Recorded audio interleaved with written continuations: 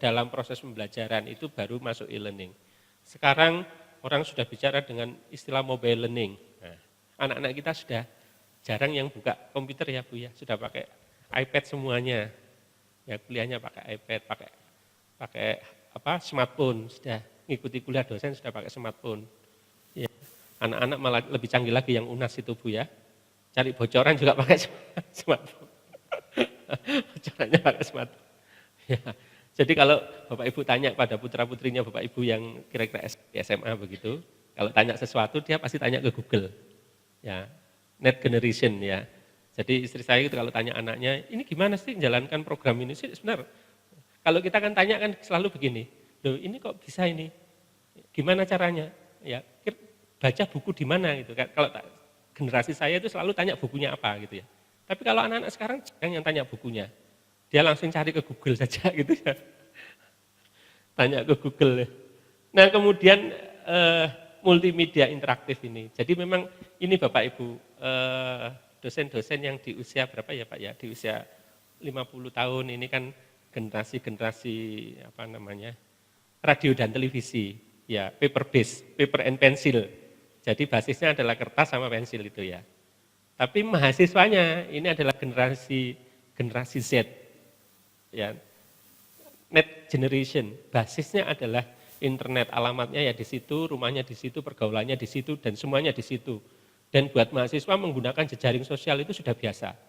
Ya Bapak Ibu ya, pakai Facebook, pakai Twitter, pakai Pet, pakai apa lagi itu sudah biasa dia sehari-hari. Ya dosennya belum. Ya dosennya belum. Kalau dosennya sudah pakai Facebook. Ya kalau Pak Facebook ini saya kebetulan disertasi saya tentang mobile learning Bapak Ibu. Nah itu setelah saya survei, itu kebanyakan penolakan justru dari dosen, bukan dari mahasiswa. Ya, jadi kalau mahasiswa saya ajak Facebooknya untuk perkuliahan, ya itu tidak keberatan mahasiswanya.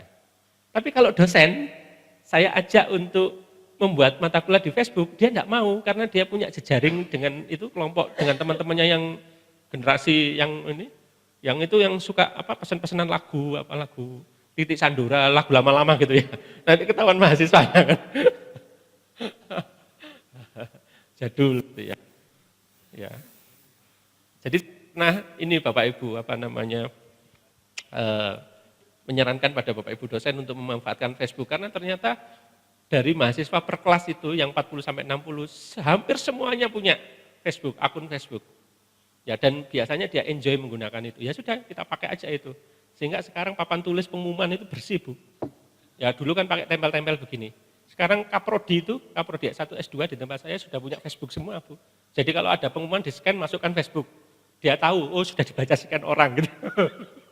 Kalau di papan pengumuman itu kan enggak tahu siapa yang membaca itu kan ya. Terus jelek juga kan ya, dicabut begini tempelannya masih ada begitu ya. Meding itu loh Pak, ya meding pengumuman prodi itu. Nah itu sudah banyak yang sekarang sudah dysfunction, sudah tidak berfungsi gitu ya. Malah sekarang hanya dipakai untuk tempelan tokoh-tokoh terkenal dalam bidangnya masing-masing. Nah ini Bapak Ibu ya, media-media seperti ini bisa dimanfaatkan untuk konteks sekarang ini Bapak Ibu. Sebagai sistem pendukung dalam proses pembelajaran. Ini ya Pak ya, dan bahan ajar juga termasuk lecture note. Ya catatan dosen itu yang PowerPoint itu Bapak Ibu. PowerPoint seperti ini setiap kuliah itu termasuk dari bagian bahan ajar. Ya poin-poinnya itu ya Bapak Ibu ya. PowerPoint yang baik itu adalah yang bagaimana Bapak Ibu menurut Bapak Ibu? Ya, poin-poinnya saja. Pokoknya kalau ditinggalkan pada mahasiswa atau pada audien tidak bisa membaca itu PowerPoint yang baik. Tapi makin jelas PowerPoint-nya itu, bukan PowerPoint-nya apalagi isinya alenia gitu ya. Tapi pada umumnya karena PowerPoint itu juga sebagai bahan untuk catatan kuliah biasanya lengkap di situ ya. Jadi berbeda dengan yang mendesain PowerPoint ini, maunya kan PowerPoint itu kan begitu ya. Sehingga seringkali kita lupa bahwasanya ada bagian tertentu dari PowerPoint itu yang bisa kita manfaatkan untuk memberikan catatan detailnya. Di sini poinnya, kalau poinnya itu mau didetilkan, kan mestinya di sini ditulisnya. Iya kan? Tapi tidak semua satu alennya itu semuanya diletakkan di sini lah, di sini. Copy paste-nya di sini semua, di body text-nya itu, di layar utamanya itu. Mestinya rinciannya diletakkan di sini. Walaupun itu nanti ditinggalkan ke mahasiswa ya Bapak Ibu ya. Diletakkan di sini poin-poinnya saja, itu ya Pak ya. Nah ini Bu Majidah, perlu nanti Ibu mengadakan workshop untuk dosen menggunakan media PowerPoint ini. Di tempat saya juga laku keras ini Bu. Ya, di tempat saya ternyata tidak semua dosen walaupun setiap hari pakai PowerPoint itu apa namanya tahu secara detail begitu bagaimana memanfaatkannya. Ya. Nah itu Bapak Ibu. Berikutnya lagi, mari kita lihat Bapak Ibu. Nah ini Pak, ini bagaimana alur kita menulis buku ya Bapak ya, di perguruan tinggi ini Pak ya, di perguruan tinggi. Nah mulai dari kurikulum ini Pak, ya kurikulum kita tadi disebutkan outcome based ya, outcome. Tapi bahasa undang-undangnya Bu, capaian pembelajaran Bu ya. Kalau outcome itu tidak ada di bahasa undang-undang Bu, yaitu bahasanya Bu Megawati aja itu Bu. Ya Bu Megawati kalau ngeri ceramah itu kan outcome. Tapi undang-undangnya mengatakan capaian pembelajaran. Nah ini, ya. Karena paling enak itu outcome memang Bu. Apalagi kalau income itu lebih enak lagi. Outcome-nya ini, nah income-nya mana gitu ya. Nah, linear enggak outcome sama income gitu ya.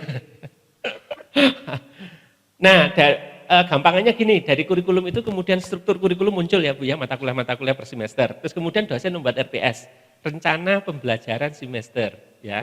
Nah, dari RPS itu nanti muncul bahan ajar Bu, Bapak ya, muncul bahan ajar.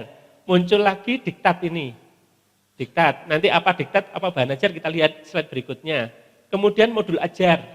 Nah, ini Bapak Ibu terkait dengan pengajaran. Jadi kalau untuk penilaian angka kredit ini masuk pada kategori A, ya Bu ya, kategori pendidikan. Digunakan oleh dosen untuk mengajar atau digunakan oleh mahasiswa untuk belajar dalam aktivitas belajar untuk mencapai capaian pembelajarannya atau kompetensinya. Tentu saja di dalam menulis ini Bapak Ibu buku ajar, modul ajar ini disarankan dosen juga memasukkan pengalamannya supaya bukunya bisa diupdate dengan baik, gitu ya Bapak Ibu ya. Kemudian jalur yang berikutnya ini Pak, dari penelitian ini Pak, ya Bapak Ibu, penelitian yang dilakukan dosen melakukan penelitian itu pasti melalui referensi-referensi, ya melalui artikel, buku referensi, majalah dan seterusnya dia melakukan penelitian. Nah dari penelitian itu Bapak Ibu muncul buku referensi. Ya muncul buku referensi, kemudian muncul monograf. Nah monograf ini buku yang biasanya dihasilkan dari hasil disertasi atau penelitian yang spesifik, yang khusus begitu Bapak Ibu. Nah ini biasanya digunakan untuk belajar dan meneliti. Jadi Bapak Ibu, kalau nanti ada mahasiswa SD3, S1, S2 maupun S3, menggunakan buku referensi sebagai sebagai rujukannya, boleh. Ya karena memang buku referensi itu disusun berdasarkan hasil penelitian.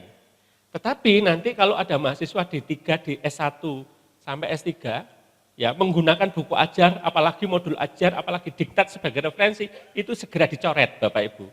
Ya, karena buku ajar itu, modul itu bukan untuk referensi penelitian. Ya Bapak Ibu, ya begitu ya Bapak Ibu. Nah di tempat saya sering terjadi begitu Bapak Ibu. Dosen karena dia banyak melatih di industri, dia punya modul-modul Bapak Ibu. Modul mengkalibrasi, bagaimana mengkalibrasi instrumen, itu ada statistiknya dan sebagainya itu ya. Terus mahasiswa itu mau ujian, dia tahu pengujinya Pak Samsul. Nah, terus buku saya yang modul untuk pelatihan itu dimasukkan sebagai referensi. Supaya nanti Pak Samsul waktu nguji seneng gitu ya. Bukunya dimasukkan di referensi. Ya malah dimarahi, ini enggak betul ini wong ini untuk modul pelatihan kok untuk referensi S1 penelitian. Ini coret. Ayo kalau loh, iya Pak saya ngambil dari situ. Kalau mau ngambil dari modul itu, coba modul itu mengambil dari buku referensi yang mana, kamu kejar buku referensinya gitu ya. Nah, itu begitu caranya. Jangan modulnya yang dimasukkan, tetapi yang ditulis itu tadi diambil dari sumber yang mana gitu ya. Harus dilacak ini oleh mahasiswanya ini. Ya, begitu Bapak Ibu. Nah, itu Bapak untuk belajar dan untuk meneliti. Ya, Bapak? Iya. Istilah buku ajar dengan buku referensi yang kita pakai di silabus itu, saya kan di bidang perpajakan, Pak, karangannya Mulyono, karangannya ini ABCD, itu kan apakah itu buku ajar atau buku buku umum itu yang dipakai untuk skripsi juga boleh. Itu kan agak-agak sedikit samar. Kita buku ajar iya, buku referensi skripsi pun juga iya. Itu yang mana sebetulnya, Pak?